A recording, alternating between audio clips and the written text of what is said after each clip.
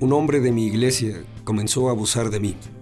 Comenzó cuando tenía 8 años y continuó hasta que tenía más o menos 11 años y medio. Y ese hombre se disfrazaba de un tipo feliz y bien adoptado en la iglesia a la que iba.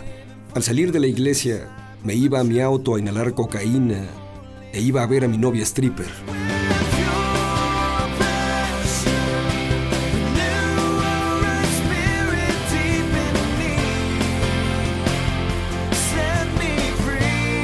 Y también trabajé en clubes nudistas como portero y como cadenero. Luego mi novia y yo nos involucramos en la industria de la pornografía. Bienvenidos a Pasión Pura. Me llamo Jason Graves y seré su anfitrión en este programa. Como tal vez ya saben, la adicción a la pornografía es uno de los problemas más graves en el mundo actual. Incluso las mujeres están siendo víctimas de su canto de sirena al convertirse en el sector con mayor crecimiento de la comunidad que la usa. La mayoría de los que usan pornografía no la ven como un problema, no se dan cuenta de la dimensión total de lo que están haciendo. La industria pornográfica ha hecho un trabajo excelente al definir el uso de la pornografía como libertad de expresión, censuran a cualquiera que pretende decirle a las personas qué hacer en la privacidad de su hogar. Por otro lado, están haciendo estragos en la vida de los que participan en las películas pornográficas. Sí, usan tu dinero para destruir la vida de las personas. ¿Te has preguntado qué debió haberle pasado a aquellos que aparecen en películas pornográficas para siquiera considerar aparecer en una? Pues en este programa tenemos un invitado que te contestará. David Saylor una vez fue actor en películas pornográficas y lo que te va a contar sobre lo que en realidad le pasa a los que son usados por tales productores deberá abrirte los ojos de tal manera que ver porno no volverá a ser una opción en tu vida. Si el amor por Dios no evita que veas pornografía, tal vez un vistazo a las fuerzas destructivas que son usadas contra los niños, adolescentes y jóvenes adultos que salen en esas películas, revistas y páginas web te hará crear conciencia para que puedas decir que no a este malvado imperio. Creo que mi desviación de lo que se considera una infancia normal y feliz fue cuando un hombre en mi iglesia comenzó a abusar de mí. Comenzó cuando tenía 8 años y continuó hasta que tenía más o menos 11 años y medio. Y por ese tiempo descubrí la colección de pornografía de mi padre. Y me acuerdo que al ver esa pornografía veía las imágenes de esas personas teniendo sexo. Intentaba conciliar lo que veía con lo que estaba pasando en mi vida real. Y lo veía, pero la realidad es que no podía entenderlo. Y no estoy seguro de qué fue más dañino para mí. Si el abuso que sufría o saber que mientras mi padre dormía con mi madre, tenía esas aventuras a través del uso de pornografía. Recuerdo una vez que ya había crecido un poco más en la adolescencia. El abuso sexual se detuvo y era suficientemente grande, maduro y fuerte para poder apartarme de ese hombre que había estado lastimándome. Pero también era muy activo en mi iglesia. Y en mi iglesia fue el lugar donde ese hombre tuvo acceso a mí. Recuerdo que sentía un gran conflicto entre lo que escuchaba en la iglesia sobre el amor de Dios hacia mí y a nosotros, pero también fue ese ambiente donde sufrí ese horrible dolor en mi vida. Recuerdo que estaba sentado en mi cama leyendo mi Biblia, porque eso fue lo que me dijeron que debía hacer. Y mientras leía la Biblia y pedía que de alguna manera Dios hiciera que mi vida fuera para algo útil. Y Dios me respondió en ese momento. Crecí en una familia muy triste y disfuncional. En realidad era un niño a quien dejaron sin protección, su propia familia. No porque fueran malos, solo que no tenían los recursos emocionales y mentales para notar lo vulnerables que eran sus hijos. Y ese hombre se disfrazaba de un tipo feliz y bien adoptado en la iglesia a la que iba. Era un gran actor y he aprendido que ya no tengo que juzgar a ese hombre. Es trabajo de Dios. No sé qué fue lo que le pasó para hacerlo como era. Recuerdo que hubo un tiempo en el que pensé que si podía salir bien librado y que si no me atrapaban, yo mataría a ese hombre. Y sin parpadear. Sé que ese hombre ya no está vivo, pues yo era muy pequeño entonces y seguro ya murió por causas naturales. Pero si aún estuviera vivo y lo viera, no lo lastimaría. Seguro no sería mi amigo. Y no lo confrontaría.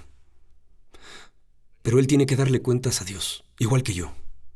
Creo que no le dije a mi familia porque en mi familia había muchos secretos. La adicción a la pornografía de mi padre. Teníamos capas generacionales de secretos tristes, solitarios y desesperados que databan de generaciones. No hablábamos de lo que en realidad sucedía con nosotros como individuos. Encontrábamos a alguien más a quien echarle la culpa, por así decirlo. Me impusieron algo y fue la creencia de que tenía que encargarme de esto yo mismo. Que si pedía ayuda no la encontraría. Que un hombre abusara de mí creó mucha confusión y recuerdo que al inicio de la adolescencia, cuando veía a hombres expresar su afecto, normal, uno al otro, tal vez un abrazo o un saludo de mano prolongado, eso era amenazante para mí. Por un lado, sabía que en verdad me gustaban las chicas, pero les tenía tanto miedo y me daban miedo y por eso me sentía culpable de lo que sentía por ellas. Sabía que no quería tener nada que ver con los homosexuales, pero tenía miedo porque los homosexuales están en todos lados. Así que estaba solo y estancado. Por un lado, estaba muy seguro de mi fisiología y de la tendencia de mi pasión mientras crecía como un joven saludable adolescente al que le atraían las mujeres. Pero no sabía cómo comunicarlo ni expresarlo. Estaba atrapado en una tierra de nadie, del desarrollo sexual y espiritual. Creo que sin saberlo estaba atrapado entre un anhelo de Dios y una profunda aflicción de Dios. Seguramente fui ingrato con la creencia de que se suponía que tenía que ser un buen hombre de Dios. Y no sabía qué significaba. Tuve un anhelo profundo que nunca pude expresar, no pude tenerlo a mano, nunca pude definirlo. No tenía dónde ponerlo.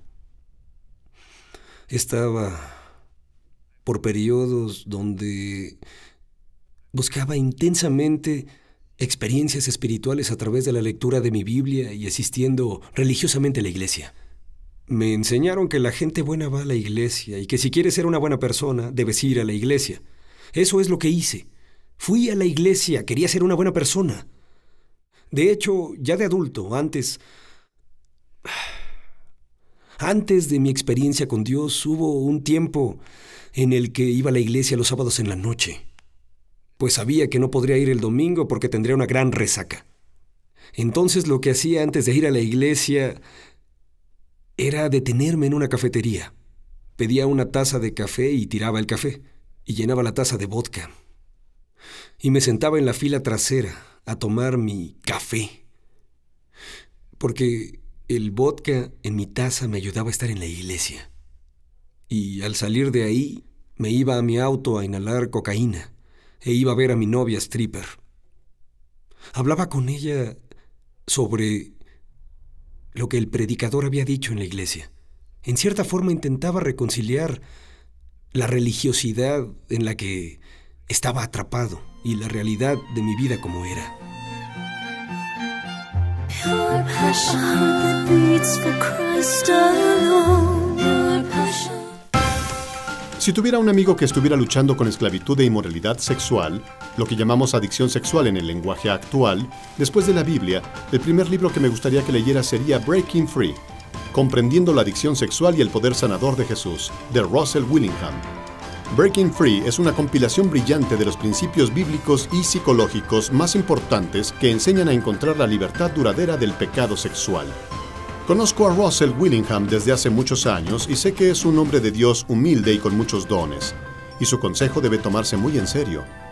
Dios lo ha dotado de gran sabiduría y quiere compartirla contigo.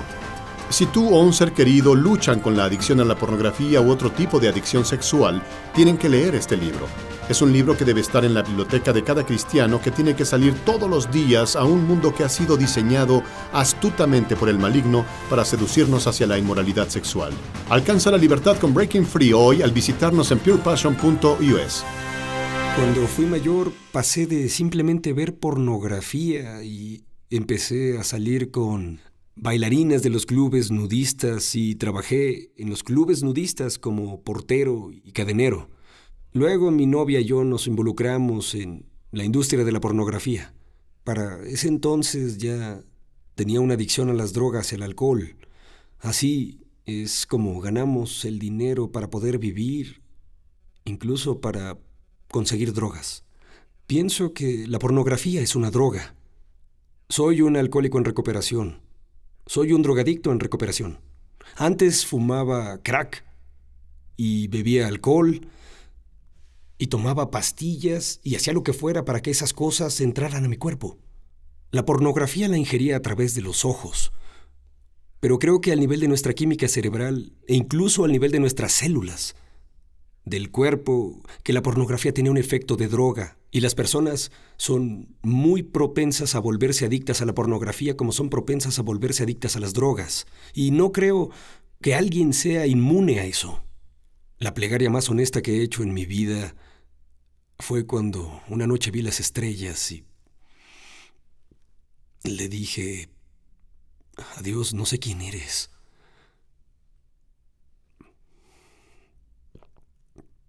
Pero si no me ayudas, me voy a morir.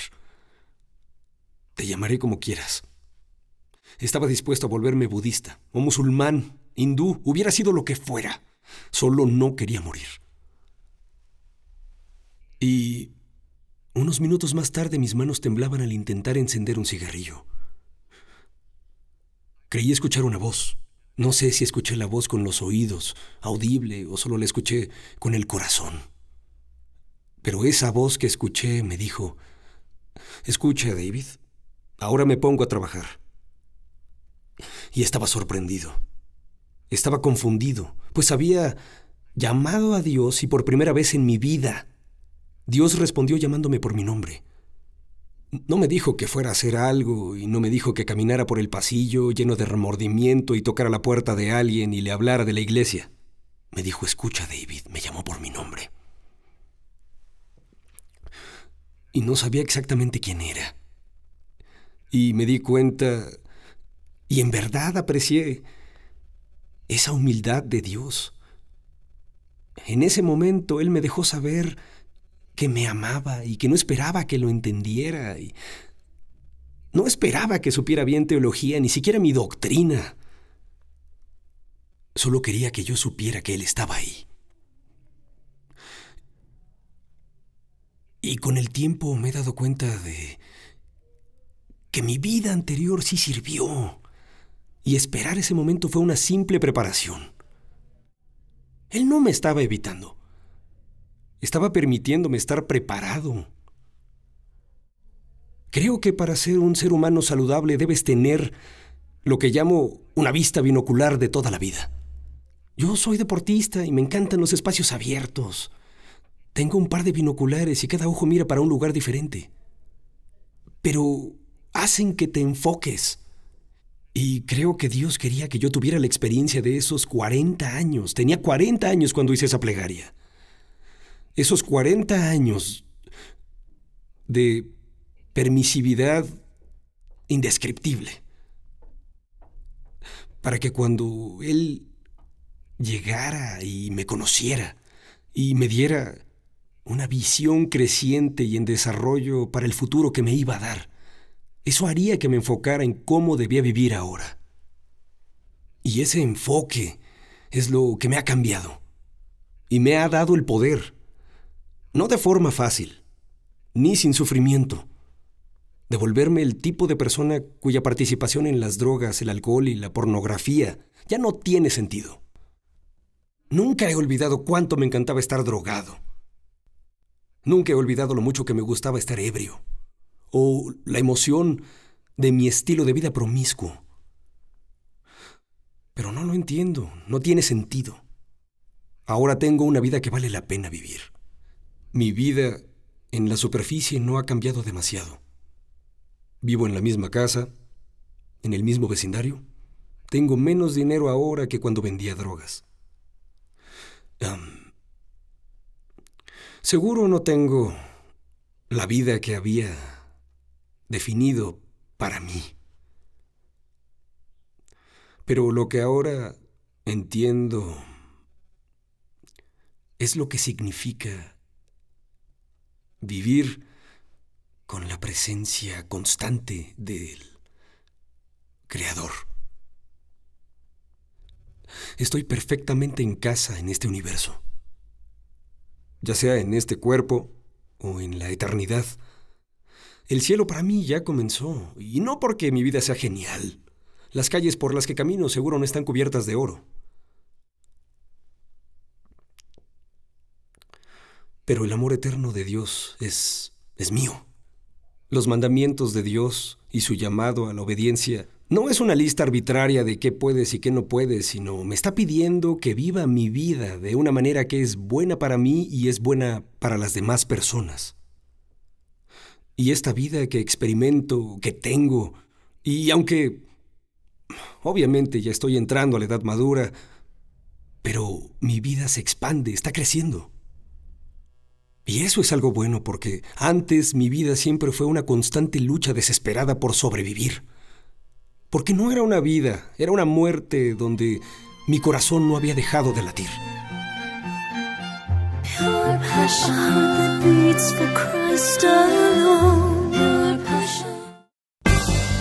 Uno de los libros cristianos más populares escritos con el tema de encontrar la liberación de la adicción sexual es Every Man's Battle, Ganando la guerra de la tentación sexual, una victoria a la vez, de Stephen Atherton y Fred Stocker. De hecho, Stephen y otros coautores han escrito una serie completa de libros para hombres y mujeres, jóvenes y viejos, que ha vendido más de 3 millones de copias. Recientemente la serie ha salido con material adicional nuevo que incluye un libro de trabajo que se vendía por separado. Con extensas actualizaciones para las nuevas generaciones, este gran bestseller comparte historias de docenas de personas que han escapado de la trampa de la inmoralidad sexual y presenta un plan práctico detallado para cualquier hombre que desee la pureza sexual. Every Man's Battle incluye un libro de trabajo de comprensión y una sección especial para mujeres diseñado para ayudar a entender y apoyar al hombre que aman. Para obtener una copia de Every Man's Battle, solo entren a purepassion.us. purepassion.us.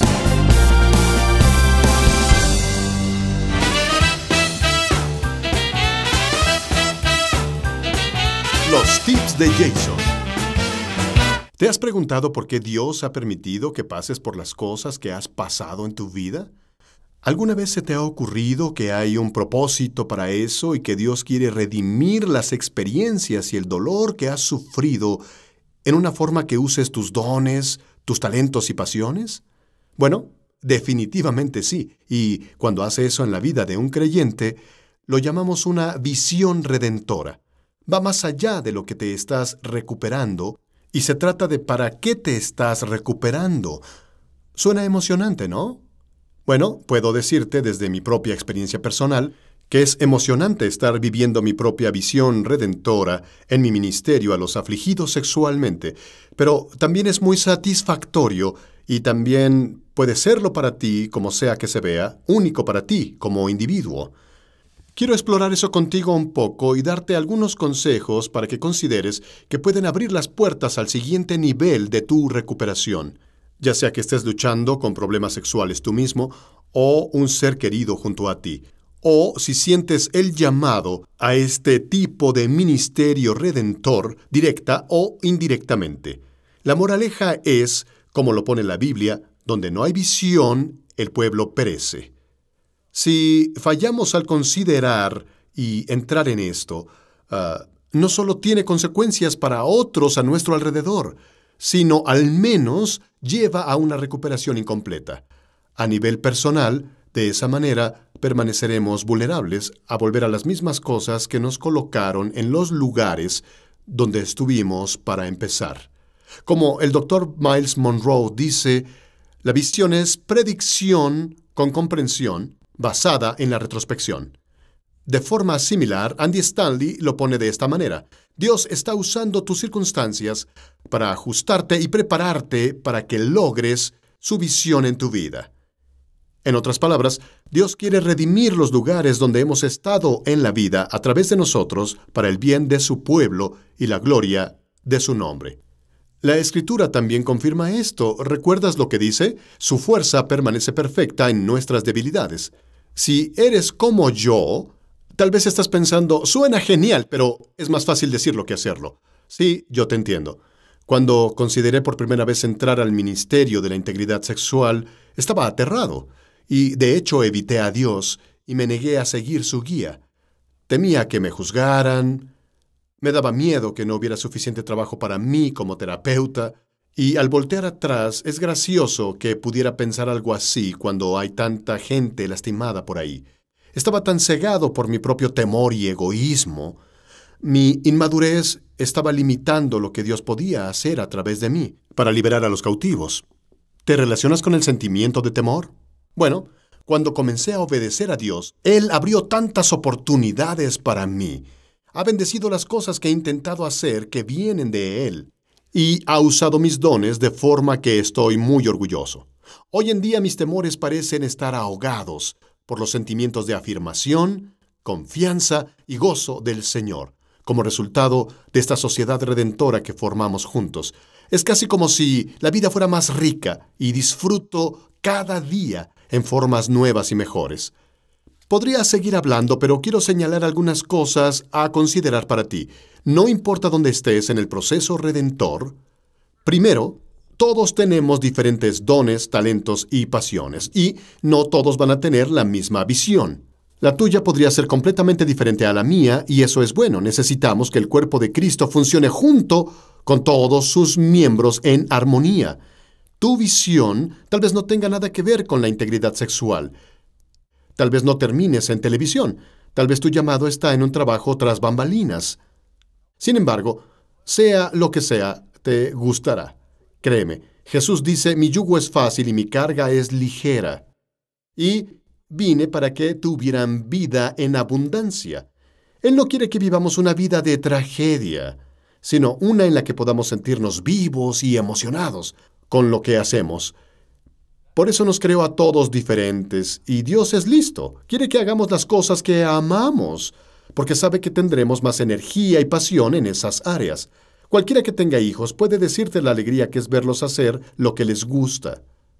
Pon mucha atención a las diferentes áreas de tu vida, tu familia, tu comunidad y tu cultura. Esos son los lugares donde buscar puntos clave para involucrarte. Pídele a Dios más detalles y más específicos sobre tu visión. Toma riesgos para dar pasos en tus dones. Desarrolla las áreas que te apasionan e interesan en preparación para las oportunidades que Él te va a dar. Mi pastor decía, intenta algo tan grande que a menos que Dios sea parte de ello, esté destinado al fracaso. Creo que debemos vivir así tanto como podamos, mientras aún podamos. Hay mucho en juego, como las personas que sufren a nuestro alrededor y nuestra propia recuperación mientras seguimos creciendo y dando fruto. Bueno, espero que esto te ayude y te dé esperanza. Recuerda, desarrollar tu propia visión redentora requiere que le permitas a Dios usar tu pasado para bendecir a las personas en tu presente y tu futuro, usando tus dones, talentos y pasiones. Así que busca el corazón de Dios para tu visión y toma riesgos. Y no olvides que si miles de personas en recuperación como yo pueden vivir en victoria con la ayuda de Dios y la ayuda de otros guerreros, tú también puedes hacerlo. Hasta la próxima, soy Jason Graves con consejos para tener esperanza y sanidad para Pure Passion Television. Ahora, cuando siento una tentación, hago dos cosas. Recuerdo los resultados inevitables que siempre llegan. La miseria, el dolor, la tristeza, y no solo para mí, sino para los que me rodean también. Y pienso y recuerdo lo que Dios ha puesto ante mí. Cuando estoy en obediencia, tengo la oportunidad de sumergirme en el ministerio de la bondad de Dios cuando la pone frente a mí. Tengo la oportunidad de convertirme en parte del amor eterno y de vivir cada día de mi vida en ese día y en ese momento. Pero si peco, cosa que hago muy seguido, tengo la oportunidad de la confesión. Conforme confieso mis fallas y todos mis errores y mis pecados, Dios me mueve y cambia mi dirección de nuevo a esa oportunidad de bondad y amor. Ese chico o chica en la cinta o foto pornográfica que te divierte es un individuo profundamente herido. Las personas no se quitan la ropa y realizan actos sexuales ante la cámara sin una razón. No permiten ser abusados sexualmente en formas horribles por un director de películas porno porque lo disfruten. Es muy probable que hayan sido abusados sexualmente cuando eran niños. Tal vez fue un abuso físico en otras formas y continuamente fueron abusados emocionalmente en formas que ni siquiera puedes imaginar que un niño pueda sobrevivir. Los han suavizado para tu placer visual. En una forma u otra, los han hecho creer que tienen poco valor a menos que sea para calmar tu lujuria. Se golpean a sí mismos, se suicidan en altos porcentajes, toman drogas y alcohol en grandes cantidades para olvidar los sentimientos de falta de valor y lo que los han lastimado. Lloran a mares en las noches y en el día ponen una cara feliz para que otros no se asusten con el intenso dolor que los domina cada hora del día. Agradezco mucho a David Saylor y a otros que han estado en nuestro programa para decirnos la verdad sobre la industria porno y lo que el porno le hace a todos los que toca. Qué gran ejemplo de la voluntad de Dios de tocar a todos los que están dispuestos a buscarlo a Él. Ya seas un productor de porno o un actor de porno o un usuario de porno, Jesucristo quiere rescatarte y alejarte de todo ese odio autoinfligido, degradación y condenación que rodea al malvado imperio de la pornografía. Él murió para pagar el precio de tu pecado, cualquiera que sea, y te ofrece hoy perdón y libertad de toda injusticia. En tan solo unas semanas, ni siquiera te reconocerás. Es una oferta que no deberías rechazar. Busca a Jesús con un corazón comprometido a la libertad permanente de las cadenas de la lujuria. Vuelve la próxima semana y visítanos en Pasión Pura.